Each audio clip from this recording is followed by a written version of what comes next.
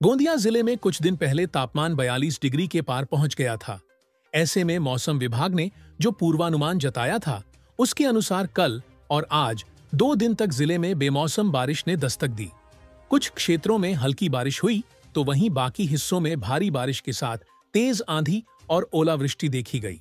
सड़क अर्जुनी क्षेत्र में आई तेज आंधी और ओलों ने किसानों की चिंता और बढ़ा दी है।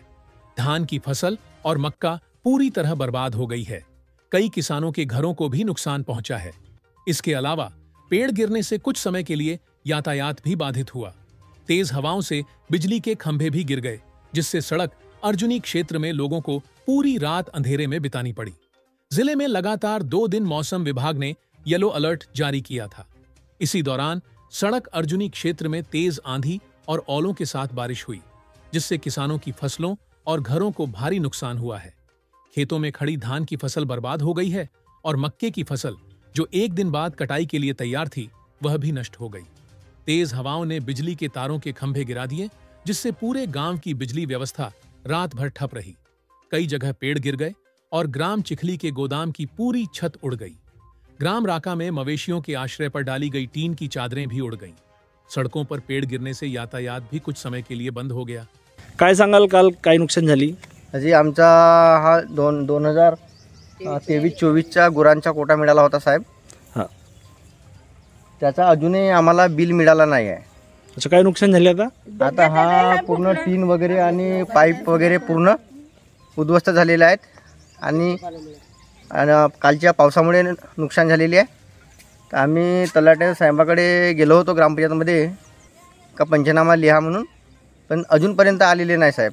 काय म्हणतात ते 2 वाजे करून तर 3 वाजे करून असे म्हणत आहेत, पण आता 5-6 वाजून गेले पण अजून काही ह्याहून नाही राहिला। अजून पंचनामा नाही केला? अजून नाही केला साहेब। या गावी मी सहज असे फिरता फिरता सकाळी आलो तर मला एक घराच्या मागे नुकसान खूप सारी दिसली। जसं आपण गावामध्ये एंट्री करतो तर कोणाचे फत्रे उडले आहेत, कोणाचे कविले उडले आहेत, कोणाचे घरासमोर झाडे पडले आहेत, कोणाचे शेतामध्ये खूप सारी नुकसान झालेली आहे।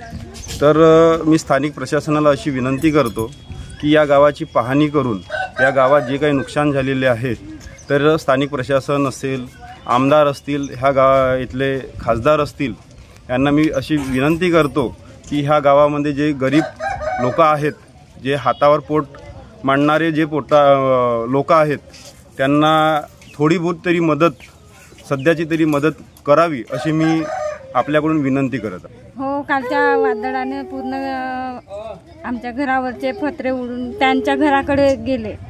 अजून काय नुकसान झालं? नुकसान म्हणजे घरावर आहे झाडं वगैरे पडले, घर कसले, अजून आमचे लहान लहान लेकरं धरून आपण त्या तुफानामध्ये होतो रात्रभर। ते लाईटीचे खंबे वगैरे पडले, काही रात्रभर लाईटही नव्हती।